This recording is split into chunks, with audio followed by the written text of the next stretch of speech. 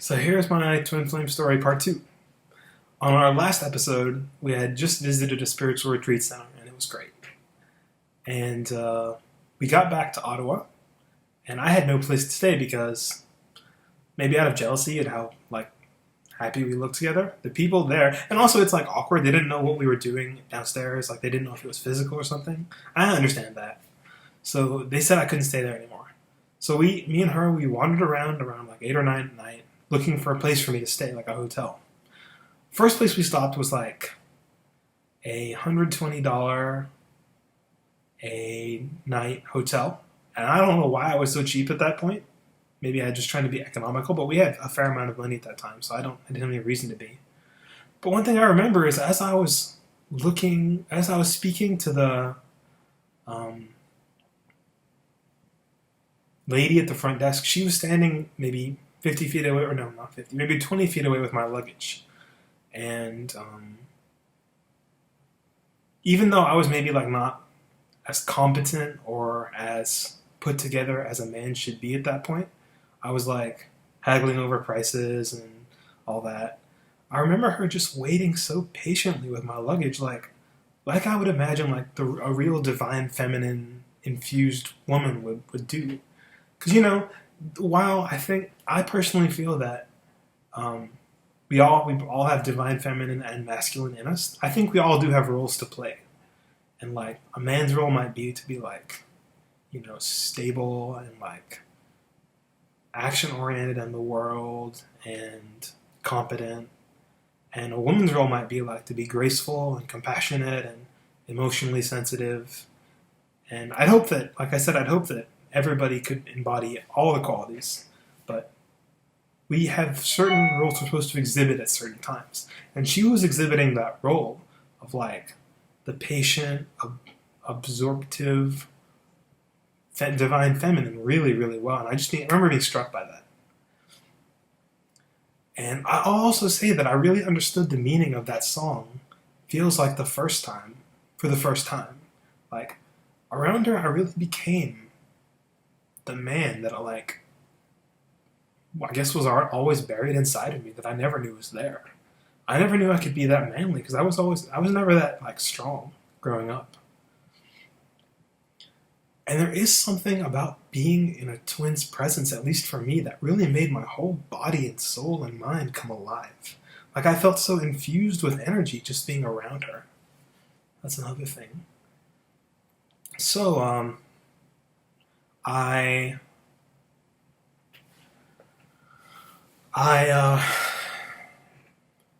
ended up not finding a hotel. There was a jail that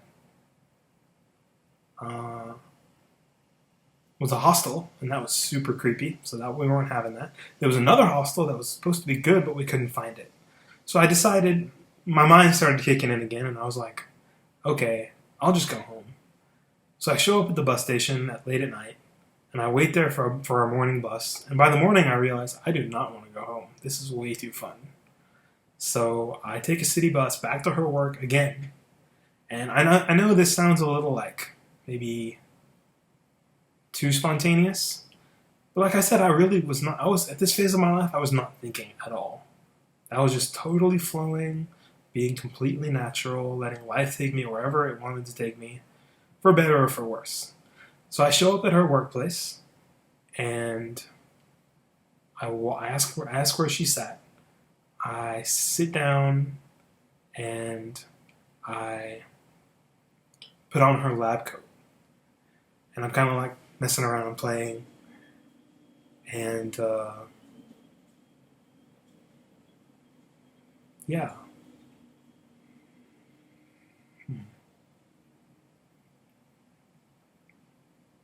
So, she shows up and sort of berates me like a child. I apologize for the thinking. I don't know how much I should be sharing. Maybe I'll take it down later. She berates me like a child, saying, "This is my work, this is serious, you have to get out." And I go, okay, she's right, it is her work. So I did find that hostel, and I stayed there. And I remember just waiting all day.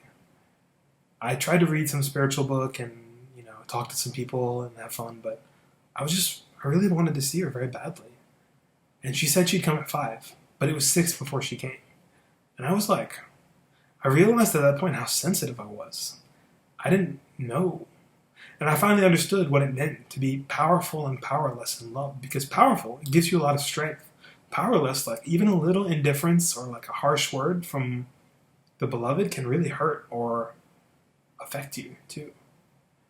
So we go out for the first of 3 walks by a river in Ottawa, where a lot of like lovers will go walk. But it was just really beautiful. Like around her, and one thing that happened to me is my mind really settled. Like when the mind gets really quiet, the whole physical world can be seen like very beautifully, as a lot of people probably have experienced. And yeah, those walks were amazing walks. And another thing I remember is holding her hand was like it was so intense to hold her hand that I couldn't even do it for very long. Because it was like, I don't know what happened. I don't even know how that worked, but it was like really beautiful to hold her hand. You know, maybe that's what the Beatles song is about. I mean, that is what it's about. So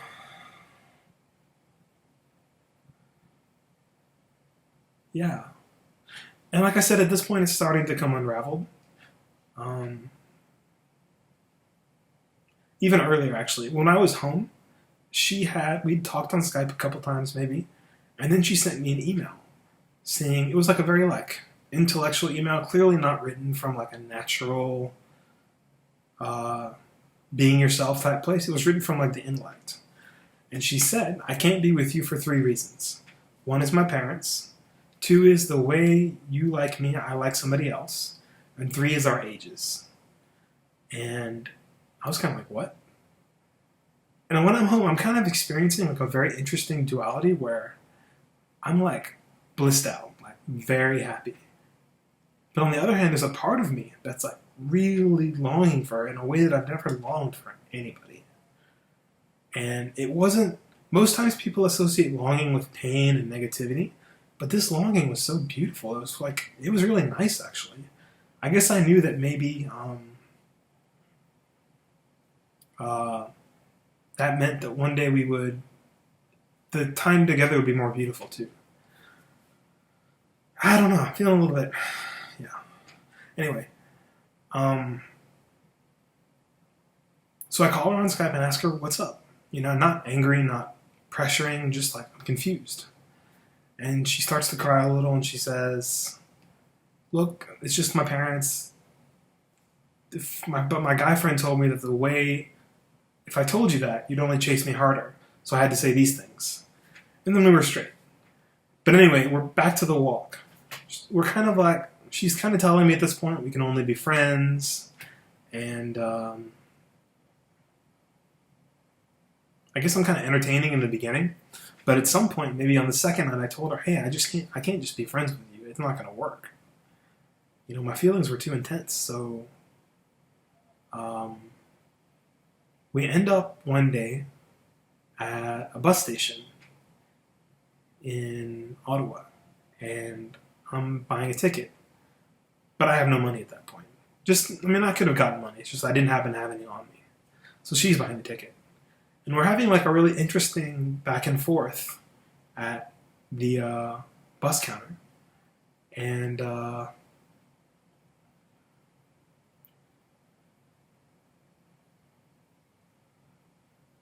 she is kind of giving me mixed messages, right?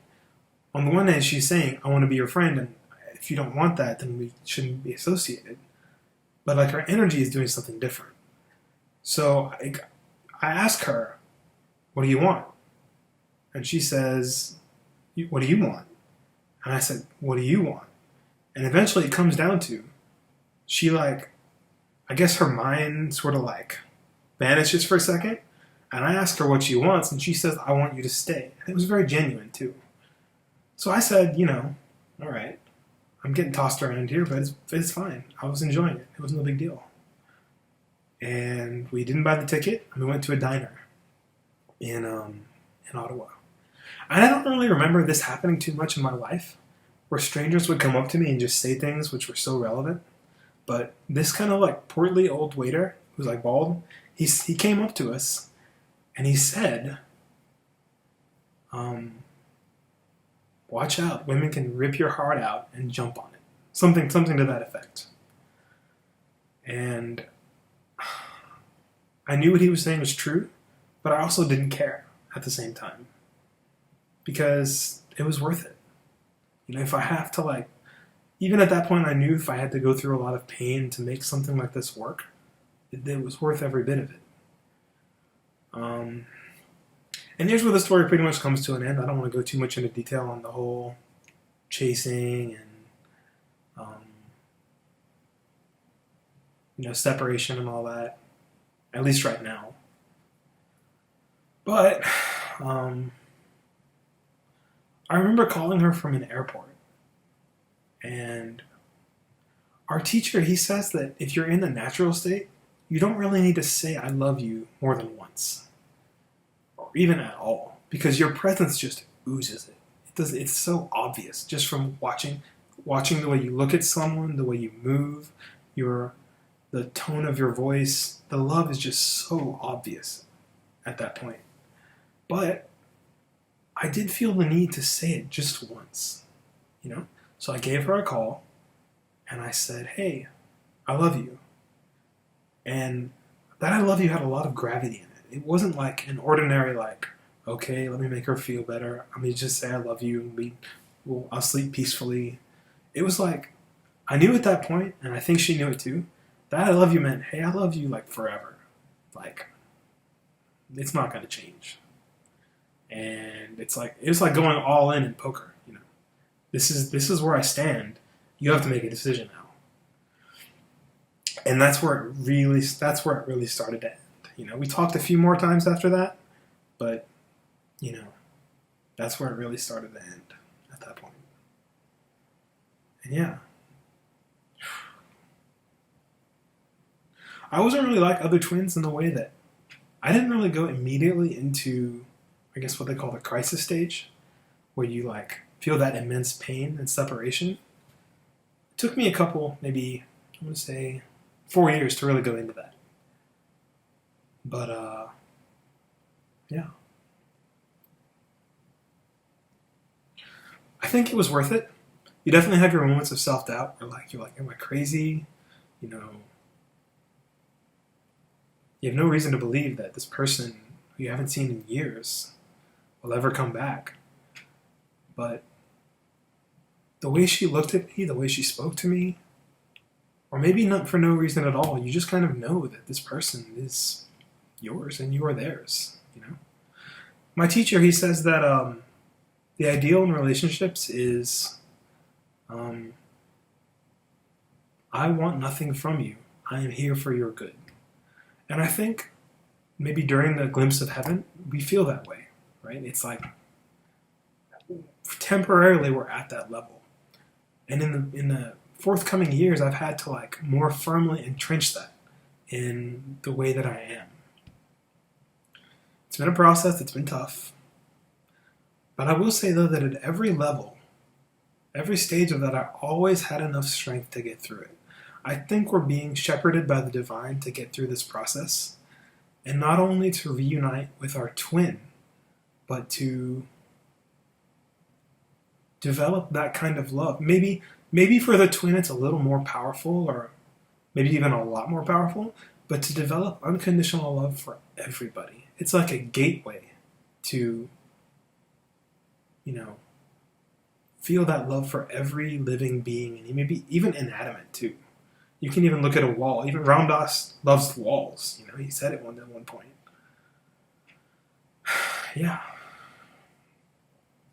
One thing that I'm feeling a little reserved about in making this video is that I'm afraid people will watch this, see how, at least if it's amazing to you, as it might be, like, oh, I want that, start craving for it, and put common sense and maybe noble ideas aside in pursuit of some phantom lover who for you, not all people have twins, so for you it may or may not exist. So I just wanted to give a little bit of a disclaimer. For me, I found my twin, or at least the person I believe to be my twin, because we can't really know. We can intuitively know, but we can't know like in the way you can prove something in math. You can't just know. But some people would argue that the intuitive knowing is more certain than the math knowing too. Anyway, I met my twin when I was least searching for it. You know, I had basically given up on the idea of chasing girls, and I was really like totally fulfilled and satisfied and thinking how I could serve and, you know, yeah. So the ironic thing about it is like it's the thing that everybody wants, but it's the thing that only comes to you when your mind is focused on something higher, you know, whether that's service or just contentment or maybe understanding spiritual knowledge or, you know, love or compassion for everybody. Then you've built the cake, you know. I guess the practices and the knowledge are the cake, and then feeling the fullness of love for everybody is the icing, and the twin flame is just the cherry on the top. Nobody goes out and spends $20 on a cherry when there's no cake. So it's almost meaningless without all that other firm foundation, I think, for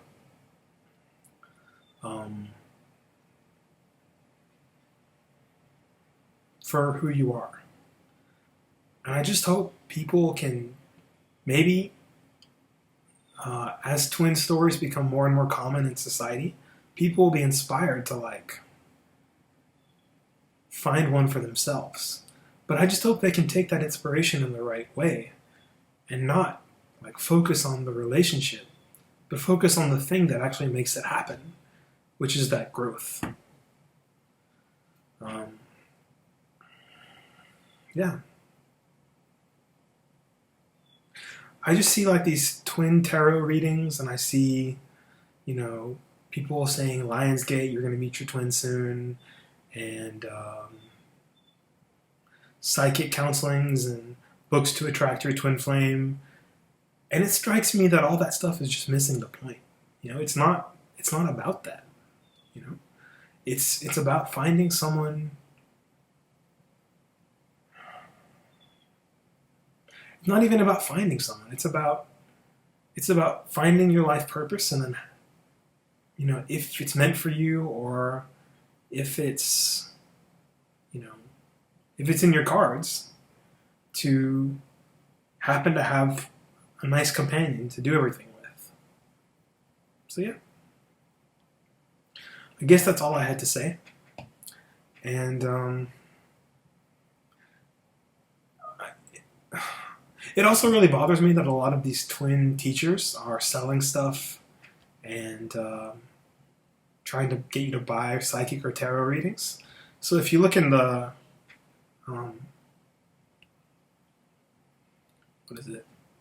the notes below the video, I'm going to link to a tarot deck you can use for yourself. And it's a tarot deck that doesn't really tell you about the past or future, but it tells you about the contents of your subconscious and the things you're not aware of right now. So rather than a tool for fantasizing about what may or may not happen and being led out of the now, it's like a way to use knowledge and a kind of very reliable confirmation to come into the now and deal with what you need to deal with to attract a better life, more filled with acceptance, and, you know, do the work on yourself. And it's basically free. It's like $10 a month or something. And there's actually, let me check this website. There may even be a free one. Just 1 second. Yeah, the free one's down. Anyway, so hope it was interesting for people to hear about, and I hope my twin doesn't get too mad if she sees this. Yeah. Have a nice day.